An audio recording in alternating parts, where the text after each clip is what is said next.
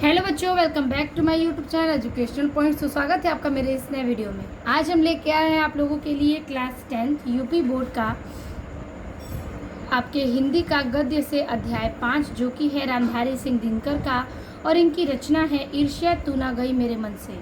तो आज की इस वीडियो में हम देखने वाले हैं उसके अभ्यास प्रश्न को, और ये वीडियो है आपका पार्ट 2।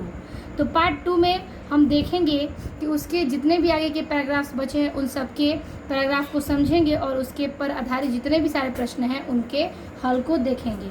तो चलिए देर न करते वीडियो को स्टार्ट करते हैं और हम देखते हैं कि इसमें क्या आपके पैराग्राफ्स आने वाले हैं। तो आज हम देखेंगे उस अभ्यास प्रश्न के पैराग्राफ संख्या 6 को। ठीक है, तो 4 तक के पैराग्राफ हमने पिछले वीडियो में देख लिए हैं। आज हम देखेंगे 6 के पैराग्राफ। तो देखिए, इसमें कह रहा है कि ईर्ष्या का एक पक्ष सचमुच भी ही लाभदायक हो सकता है। यानी ईर्ष्या का कोई पक्ष जो होता है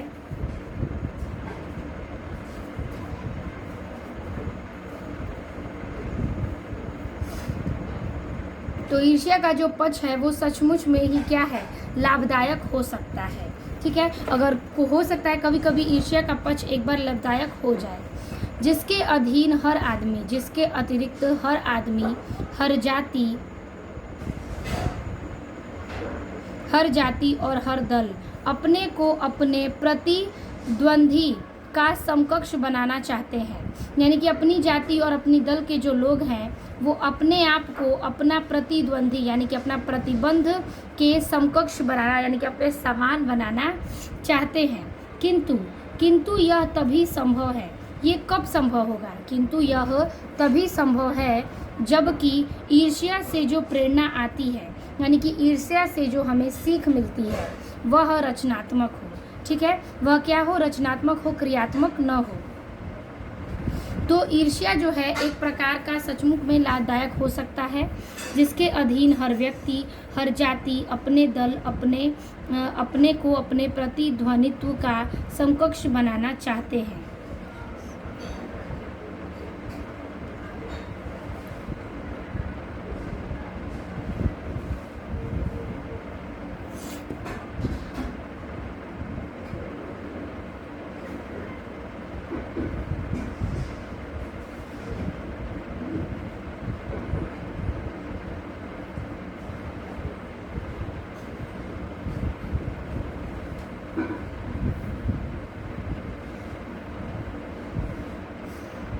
तो यहाँ पर कह रहा है कि वो सिर्फ इसकी प्रेरणा ये है कि वह रचनात्मक हो, क्रियात्मक नहीं होना चाहिए। अक्सर तो ऐसा ही होता है कि ईर्ष्यालु व्यक्ति यह महसूस करता है, यानी कि अक्सर ऐसा होता है कि ईर्ष्यालु व्यक्ति कुछ महसूस करता है।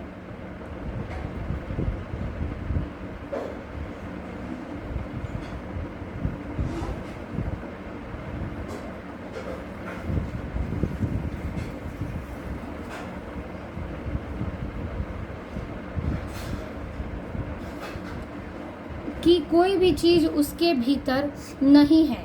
कह रहा है कि ईर्ष्यालु व्यक्ति यह महसूस करता है कि कोई चीज़ है जो उसके भीतर नहीं है, कोई वस्तु है जो उसके पास है। ठीक है, जो दूसरों के पास है। ठीक है, इसमें कहना चाहता है कि ईर्ष्यालु व्यक्ति यह हमेशा महसूस करता है कि कोई ऐसी चीज़ है जो उसके भीतर नहीं है, किसी दूसरे के पास ऐसी चीज़ है जो उसके भीतर नहीं है, कोई ऐसी वस्तु है जो दूसरे के पास है लेकिन उसके पास नहीं है, किंतु वह यह नहीं समझ पाता कि वह वस्तु को प्राप्त कैसे करना चाहिए। लेकिन ईर्ष्यालु व्यक्ति यह नहीं समझता कि उस वस्तु को हम कैसे प्राप्त करें, बल्कि वह सोचता है गुस्से में कि वो चीज़ मेरे पास क्यों नहीं है। ये नहीं सोचता कि उसके पीछे का हम उसे कैसे पा सकते हैं, क्या करना चाहिए।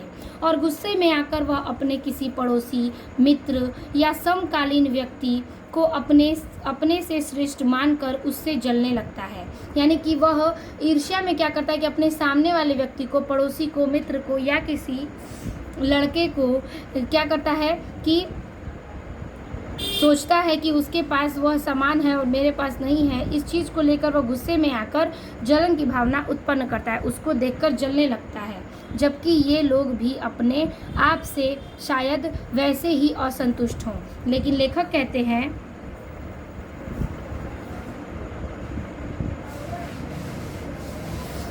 इसमें ये कहना है कि यहाँ पर असंतुष्ट लोग वो भी होंगे, जैसे कि मान लीजिए कि हम किसी व्यक्ति को देखकर सोचते हैं कि क्यों नहीं उसका जो जीवन है वो मेरा होता, लेकिन हो सकता है वो सामने वाला व्यक्ति ये सोचता हो कि काश किसी और की तरह मेरा जीवन होता। यानी कि सब अपने जीवन में असंतुष्ट हैं, कोई भी संतुष्ट नहीं है, किसी को किसी चीज़ की चाह है तो किसी को किसी और चीज़ की चाह है। तो इन सब की पूर्ति करने के लिए लोग खुद को नहीं देखते बल्कि किसी सामने वाले की चीज़ों को नज़र से देखते हैं और सोचते हैं कि काश ये चीज़ हमारे पास होती। तो ये हो गया आपके 6 पैराग्राफ के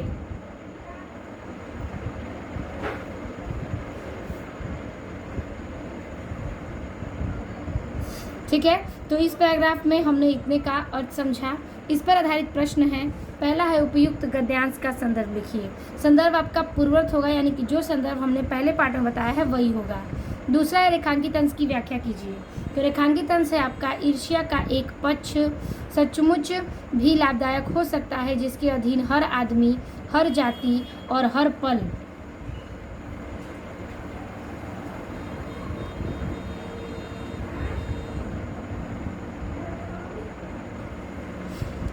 आपको अपने प्रतिध्वनित्व का समकक्ष बनाना चाहता है, किंतु यह तभी संभव है जबकि ईर्ष्या से जो प्रेरणा आती है वह रचनात्मक हो।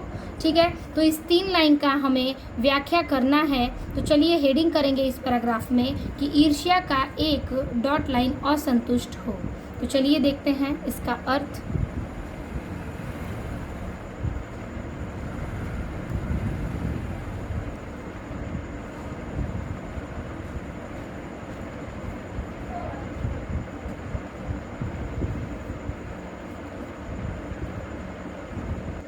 तो 6 पैराग्राफ का हेडिंग करेंगे। ईर्ष्या का एक डॉट लाइन असंतुष्ट हो। संदर्भ इसका पूर्ववर्त होगा। रेखांकित अंश की व्याख्या में लिखेंगे कि लेखक कहते हैं कि ईर्ष्या का वह प्रकार बहुत लाभदायक होता है जिसमें व्यक्ति प्रत्येक जाति और प्रत्येक समूह के लोग स्वयं को अपने प्रतियोगी के समान बनाना चाहता है। ठीक है, स्वयं को अपने प्रतियोगी के समान बनाना चाहता है, अर्थात उसके बराबर होना चाहता है, परंतु ऐसा तभी होगा जब ईर्ष्या करने वाले व्यक्ति ईर्ष्या से कुछ सीख कर उसे अपनी जिंदगी में उतारेगा, अर्थात ईर्ष्या करके स्वयं भी कुछ नहीं रचना करेगा, तभी वह अपने प्रतियोगी के बराबर हो पाएगा। ठीक है, यहाँ पर इस हम पैराग्राफ की व्याख्या लिखे हैं जो कि आप इसे नोट करिएगा। अब है इस बेस पर इसका अगला प्रश्न, तीसरा प्रश्न देखिए, कह रहा है कि ईर्ष्यालु व्यक्ति क्या महसूस करता है। इसका उत्तर लिखेंगे। ईर्ष्यालु व्यक्ति यह महसूस करता है कि कोई चीज़ है जो उसके पास नहीं है, कोई दूसरे के पास है, किंतु वह यह नहीं चाहता क्योंकि कोई दूसरे के पास है, किंतु वह यह नहीं चाहता कि समझ पाता कि उस व्यक्ति को किस तरीके से प्राप्त करना चाहिए। ठीक है, उस वस्तु को वह किस प्रकार से प्राप्त कर सके वो ये नहीं समझ पाता, सिर्फ ईर्ष्या की भावना उसके मन में रहती है। तो ये हो गए आपके 6 पैराग्राफ के प्रश्नों के उत्तर। अब हम चलेंगे आपके अगले पैराग्राफ यानी कि ज नंबर पर। तो इस पैराग्राफ में कह रहा है कि आप कहोगे कि निंदा के बाढ़ से अपने प्रतिद्वंदियों को बांधकर, ठीक है, बांधकर भेद कर हंसने से एक आनंद है।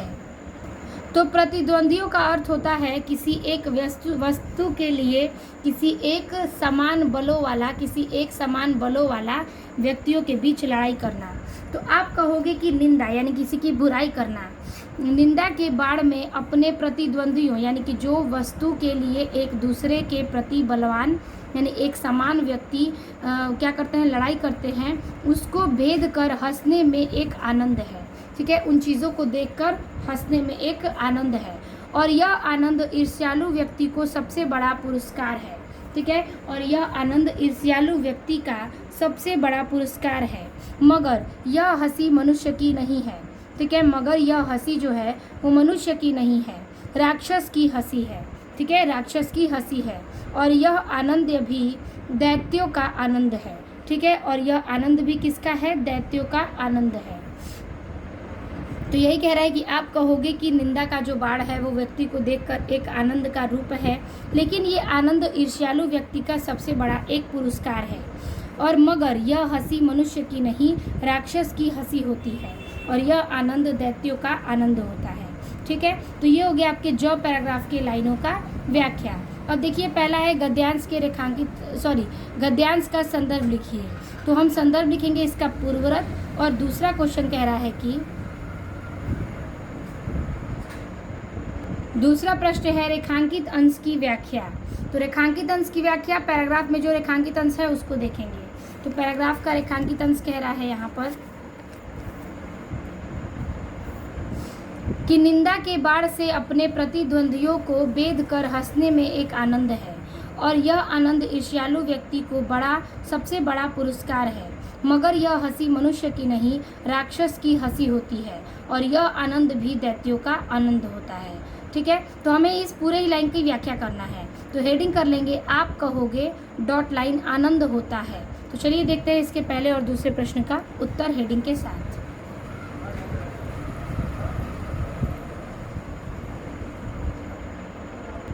तो हेडिंग करेंगे ज नंबर, आप कहोगे डॉट लाइन आनंद होता है। संदर्भ इसका पूर्ववर्त होगा। रेखांकित अंश की व्याख्या में लिखेंगे कि लेखक कहते हैं कि ईर्ष्यालु व्यक्ति अपने प्रतियोगियों को एक दूसरे से बुराई करके प्रसन्नता प्राप्त करते हैं, और यह प्रसन्नता उन्हें इनाम स्वरूप लगती है। परंतु यह प्रसन्नता इंसान की हर तरह नहीं होती है। ठीक है, यह दुष्टों और असुरों की भी प्रसन्नता होती है। ठीक है, ये सिर्फ इंसान की प्रसन्नता की तरह नहीं होती, बल्कि यह दुष्टों और असुरों की भी प्रसन्नता ऐसी होती है। ठीक है, तो ये हो गया आपके दूसरे प्रश्न का उत्तर। अगला प्रश्न है, ईर्ष्यालु व्यक्ति का सबसे बड़ा पुरस्कार क्या है। उत्तर लिखेंगे कि निंदा के बाढ़ से अपने प्रतियोगियों को भेद कर हंसने में एक आनंद है, और यह आनंद ईर्ष्यालु व्यक्ति को सबसे बड़ा पुरस्कार है। यह आनंद ईर्ष्यालु व्यक्ति का क्या है, सबसे बड़ा पुरस्कार है। ठीक है, तो ये हो गया आपके जो पैराग्राफ के प्रश्नों के उत्तर, तीनों प्रश्न के उत्तर। अब हम चलेंगे झ पैराग्राफ पर। अगला है झ नंबर पैराग्राफ, चिंता को लोग चिंता कहते हैं। ठीक है, चिंता को लोग चिता कहते हैं, जिसे किसी प्रचंड चिंता को पकड़ लिया हो। ठीक है, यानी चिंता को लोग चिता के समान कहते हैं, जैसे कि कोई प्रचंड, ठीक है, जैसे कोई प्रचंड अकाल चीज चिंता में पकड़ ली हो, उस बेचारे की जिंदगी ही खराब हो जाती है। ठीक है, यानी कि चिंता जो लोग करते हैं, जैसे कि मानो कि वह क्या है,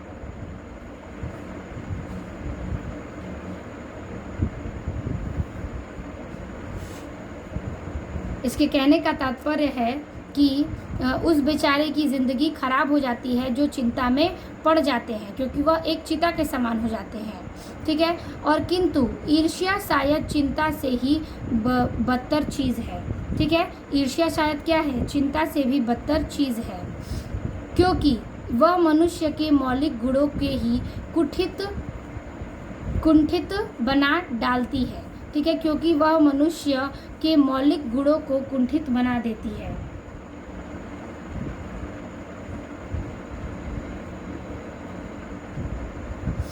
तो यहाँ पर कहने का तात्पर्य है कि क्योंकि वह मनुष्य जो है वो मौलिक गुणों को ही कुंठित बना डालती है।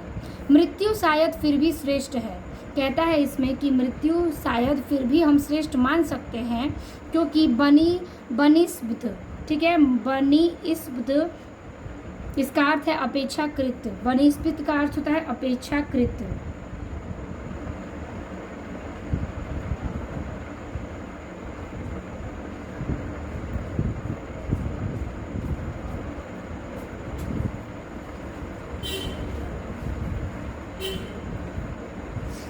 ठीक है, तो ये कि अपेक्षाकृत इसके कि हमें अपने गुणों को कुंठित बनाकर जीना चाहिए। अपने गुणों को हमें क्या करना चाहिए, कुंठित बनाकर जीना पड़े। चिंता द्वंद व्यक्ति, जो चिंता से ग्रस्त व्यक्ति हैं,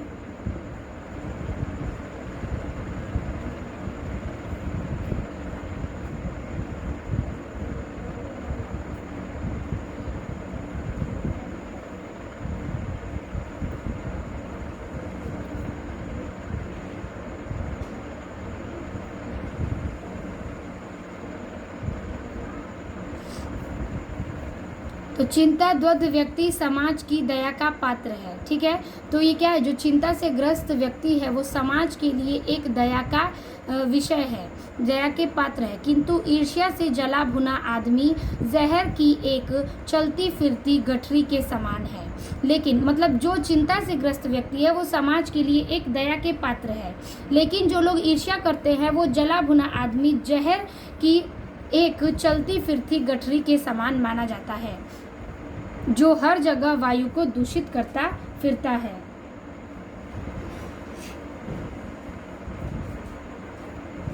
ठीक है, तो इस प्रकार से चिंता से ग्रस्त व्यक्ति जो है उनको समाज में कोई भी इंसान बहुत ही दया की नज़र से देखता है।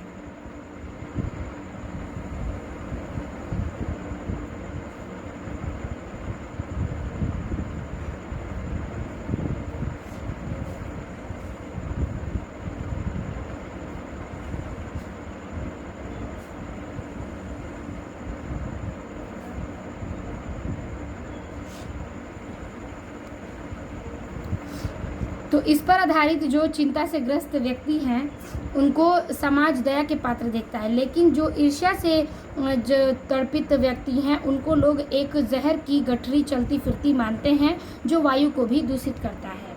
ठीक है, तो चलिए इस पैराग्राफ पर आधारित कुछ प्रश्न हैं। कह रहा है कि उपयुक्त गद्यांश का संदर्भ लिखिए। संदर्भ आपका पूर्ववर्त होगा। फिर कह रहा है गद्यांश के रेखांकित अंश की व्याख्या कीजिए। तो रेखांकित अंश आपका फर्स्ट का लाइन है, यानी चिंता को लोग चिता कहते हैं जिसे किसी प्रचंड चिता को पकड़ लिया हो। ठीक है, चिंता को पकड़ लिया हो, उस बेचारे की ज़िंदगी खराब हो जाती है। फिर यहाँ से चिंता द्वंद व्यक्ति समाज की दया का एक पात्र है, किंतु ईर्ष्या से जला भुना आदमी जहर की एक चलती फिरती गठरी के समान है, जो हर जगह वायु को दूषित करती फिरती है। तो इन दोनों लाइन का हमें व्याख्या देखना है। तो इसका चलिए हम हेडिंग कर लेते हैं, चिंता को लोग डॉट लाइन करती फिरती है।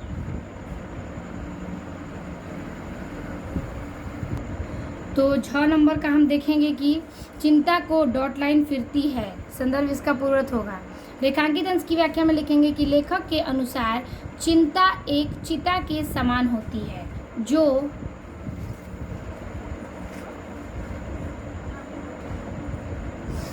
व्यक्ति को नष्ट कर देती है। जिस व्यक्ति के अंदर बहुत ही तीव्र चिंता उत्पन्न हो जाती है वह उसको बर्बाद करके रख देती है, अर्थात उसको उन्नति करने से रोकती है। फिर पैराग्राफ चेंज करके लिखेंगे कि चिंता से ग्रसित व्यक्ति तो समाज के द्वारा दया प्राप्त कर सकता है, परंतु ईर्ष्या से युक्त व्यक्ति लेखक ने जहर की एक पोटली के समान बताया है, जो अपने आसपास आने वाली प्रत्येक वस्तु व्यक्ति को बर्बाद कर देती है।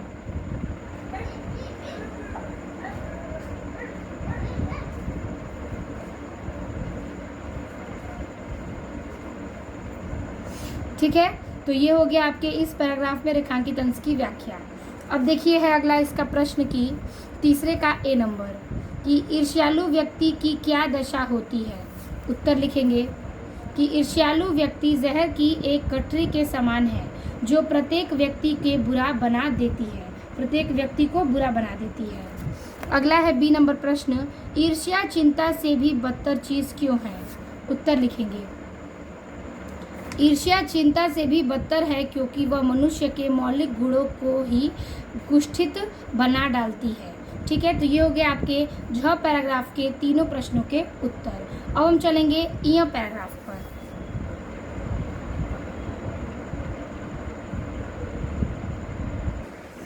यह पैराग्राफ कह रहा है कि ईर्ष्या का संबंध प्रतिद्वंदियों से होता है, यानी ईर्ष्या का संबंध किससे है, जो सामने वाला व्यक्ति ईर्ष्या करता हो, समान बल का हो, जो एक दूसरे से लड़ता हो, वही क्या है, उसका संबंध ईर्ष्या से होता है।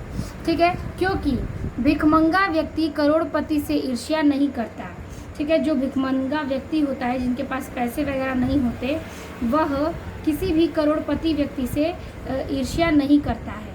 ईर्ष्या कौन करते हैं, जो अपने समान बल के व्यक्ति से ईर्ष्या करते हैं। यह एक ऐसी बात है, यह एक ऐसी बात है जो ईर्ष्या के पक्ष में भी पड़ सकती है, क्योंकि प्रतिद्वंदियों से मनुष्य का विकास होता है।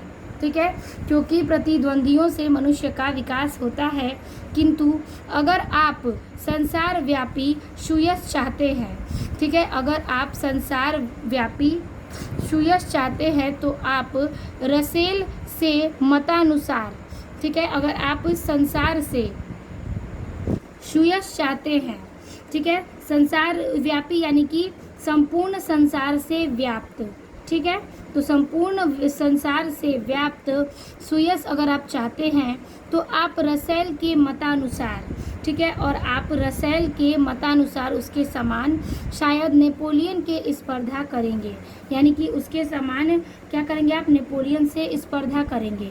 मगर यह देखिए कि नेपोलियन भी सीजर से स्पर्धा करता था, यानी कि ईर्ष्या करता था, और सीजर सिकंदर से तथा सिकंदर हरकुलिस से।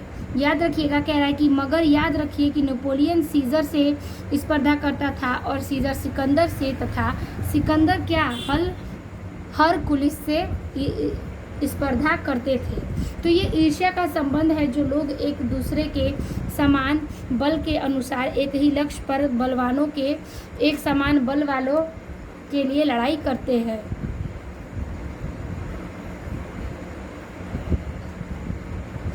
तो इस प्रकार से यह पैराग्राफ का अर्थ हमने आपको समझाया, जो कि हम व्याख्या में देखेंगे।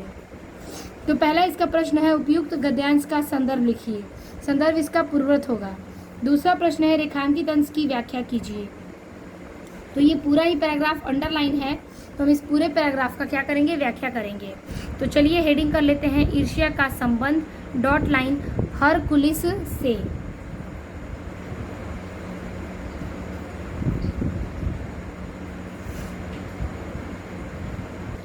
तो हेडिंग करेंगे यह का कि ईर्ष्या क्या डॉट लाइन हरकुलिस से, संदर्भ इसका पूर्ववर्त होगा। रेखांकित अंश की व्याख्या करेंगे और लिखेंगे कि लेखक कहते हैं कि ईर्ष्या ज़्यादातर बराबर संपत्ति वाले लोगों से होती है। जो लोग आपस में ईर्ष्या करते हैं वो समान संपत्ति वाले होते हैं। कभी भी गरीब व्यक्ति अमीर व्यक्ति से ईर्ष्या नहीं करता है। फिर लिखना है कि मुकाबला करने से उन्नति होती है, परंतु अगर आप पूरे विश्व में सर्वश्रेष्ठ होना चाहते हैं तो अंग्रेजी दार्शनिक रसेल के सिद्धांत अनुसार, ठीक है, सिद्धांत अनुसार संभवत आप नेपोलियन से आगे बढ़ने की सोचेंगे। लेखक कहते हैं कि नेपोलियन भी सीजर नामक रोमन शासन के आगे बढ़ने की सोचेंगे और सीजर सिकंदर से आगे बढ़ने की सोचता था, तथा सिकंदर प्रसिद्ध वीर नायक हरकुलिस के आगे होना चाहता था। अर्थात स्वयं से कोई भी संतुष्ट नहीं है, सभी एक दूसरे से क्या करते हैं, ईर्ष्या करते हैं। ठीक है, कोई किसी मुकाबले में आगे होना चाहता है, कोई किसी और के मुकाबले में आगे होना चाहता है। कोई किसी से संतुष्ट नहीं है, कोई खुद से संतुष्ट नहीं है, वो किसी और को देखकर सोचता है कि क्यों ना मैं वैसा हो जाता। ठीक है, तो ये हो गया आपके इस पैराग्राफ के रेखांकित अंश की व्याख्या। अब इस पर आधारित कुछ प्रश्न हैं। कह रहा है प्रश्न तीसरे का ए, प्रतिद्वंद्विता से मनुष्य का विकास होता है और लेखक ने ऐसा क्यों कहा। उत्तर लिखेंगे, समान संपत्ति वाले एक दूसरे से प्रतिद्वंद्विता करते हैं, लेखक ने ऐसा इसलिए कहा। अब देखिए अगला है बी नंबर कि ईर्ष्या का प्रतिद्वंद्विता से क्या संबंध है। उत्तर लिखेंगे, प्रतिद्वंद्विता ईर्ष्या का आधार है, क्योंकि समान गुण वाले व्यक्ति एक दूसरे से ईर्ष्या करता है। कभी भी भिखमंगा व्यक्ति करोड़पति से ईर्ष्या नहीं करता। ठीक है, तो ये हो गया आपके यह पैराग्राफ के प्रश्नों के उत्तर। अब हम चलेंगे नेक्स्ट पैराग्राफ। अगला है ट पैराग्राफ। कह रहा है तो ईर्ष्यालु लोगों से बचने का क्या उपाय है। इसमें लेखक कहते हैं कि ईर्ष्यालु लोगों से बचने के लिए हमें क्या उपाय करना चाहिए। नीत्शे कहते हैं कि बाजार की मक्खियों को छोड़कर एकांत की ओर भागो। ठीक है, नीत्शे कहते हैं कि बाजार की मक्खियों को छोड़कर एकांत यानी अकेले की तरफ भागो। जो कुछ भी अमर तथा महान है, जो कुछ भी क्या है, अमर है तथा महान है, उसकी रचना और निर्माण बाजार तथा सुयश से दूर रहकर किया जाता है। ठीक है, इसकी रचना और निर्माण बाजार तथा सुयश से दूर रहकर किया जाता है। जो लोग नए मूल्यों का निर्माण करने वाले हैं, जो लोग नए मूल्यों का निर्माण करने वाले हैं, वो बाज़ारों से में नहीं बसते। ठीक है, वे बाज़ारों में नहीं बसते, वो शोहरत के पास नहीं रहते। ठीक है, वो शोहरत के पास नहीं रहते। जहाँ बाज़ार में मक्खियाँ नहीं भिनकती वहाँ एकांत है। ठीक है, जहाँ पर बाज़ार में मक्खियाँ नहीं भिनकती हैं वहीं पर एकांत है, और आपको एकांत में रहना है, न कि मक्खियों के झुंड में। तो इस पैराग्राफ में यही ईर्ष्या के प्रति चीज़ें बताई गई हैं। ठीक है, सिर्फ इसमें एक लाइन ही अंडरलाइन किया गया है कि जहाँ बाजार की मक्खियाँ नहीं भिनकती वहाँ एकांत है। तो सिर्फ आपको इसका ही रेखांकित अंश की व्याख्या करनी होगी। पहला प्रश्न है, उपयुक्त गद्यांश का संदर्भ लिखिए। संदर्भ आपका पूर्ववत होगा। दूसरा है, गद्यांश के रेखांकित अंश की व्याख्या कीजिए। तो एक लाइन है आपका रेखांकित अंश, उसकी व्याख्या करेंगे, लेकिन हेडिंग करेंगे तो ईर्ष्यालु और डॉट लाइन वहाँ एकांत है। चलिए देखते हैं इनके प्रश्नों के उत्तर। हेडिंग करेंगे टर्म नंबर, तो ईर्ष्यालु और डॉट लाइन एकांत है। संदर्भ इसका पूर्ववत होगा। रेखांकित अंश की व्याख्या में लिखेंगे कि लेखक ईर्ष्यालु व्यक्ति से दूर रहने की सलाह देता है। लेखक ने ईर्ष्यालु व्यक्ति को बाजार की मक्खियाँ कहा है। जिस प्रकार मक्खियाँ कहा है और जिस प्रकार मक्खियाँ गंदगियाँ पर, ठीक है, मक्खियाँ गंदगी पर बैठकर बीमारियाँ फैलाती हैं, उसी प्रकार ईर्ष्यालु लोग दूसरों की निंदा कर कर समाज के वातावरण को प्रदूषित करते हैं। और यदि मनुष्य अपने जीवन में कोई श्रेष्ठ कार्य करना चाहता है तो उसे एकांत स्थान में रहना चाहिए और जाना चाहिए जहाँ पर ये मक्खियाँ न पहुँच पाएँ। ठीक है, जहाँ पर ये मक्खियाँ न पहुँच पाए वहाँ पर लोगों को रहना चाहिए ताकि ईर्ष्यालु लोगों से वह दूर रह सके। अब इसका अगला प्रश्न है कि लेखक ईर्ष्यालु लोगों से बचने के क्या उपाय हैं। उत्तर लिखेंगे, ईर्ष्यालु व्यक्ति से बचने का एकमात्र उपाय उनसे दूर रहना है, अर्थात हमें ऐसे जगह पर रहना चाहिए जहाँ ईर्ष्यालु लोग न पहुँचें। ठीक है, तो ये हो गया आपके तीसरे प्रश्न के उत्तर। अब हम चलेंगे ठ पैराग्राफ पर।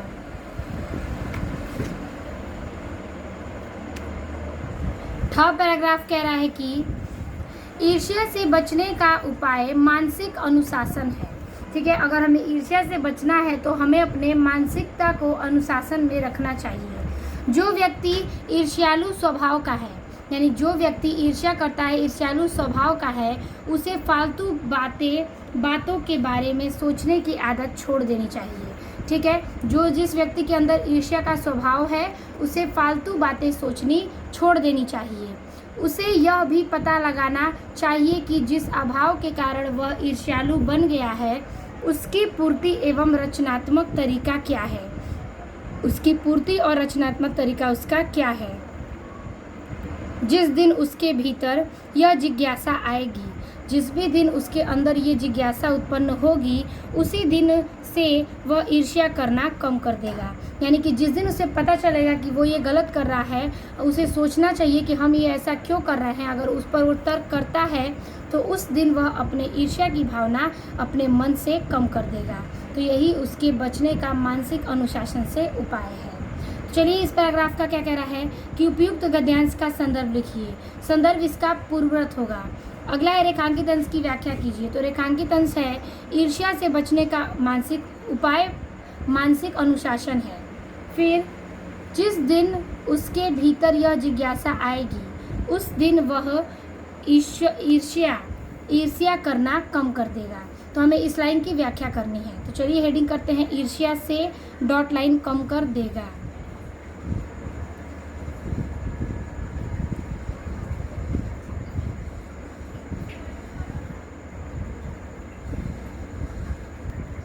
तो हेडिंग करेंगे ईर्ष्या से डॉट लाइन कम कर देगा। संदर्भ इसका पूर्ववत होगा। और दूसरा लिखेंगे रेखांकित अंश की व्याख्या, जिसमें लिखेंगे लेखक कहता है कि ईर्ष्या से बचने का एकमात्र उपाय अपने मन पर नियंत्रण करना है।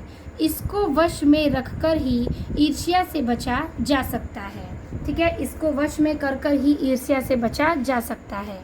फिर हम करेंगे कि पैराग्राफ चेंज करके, जिसके मन में ईर्ष्या जन्म ले लेती है उसे यह जानना चाहिए कि किस कमी के कारण उसके मन में ईर्ष्या उत्पन्न हुई है। उसके बाद उसे इन अभावों को दूर करने का सकारात्मक प्रयत्न करना चाहिए।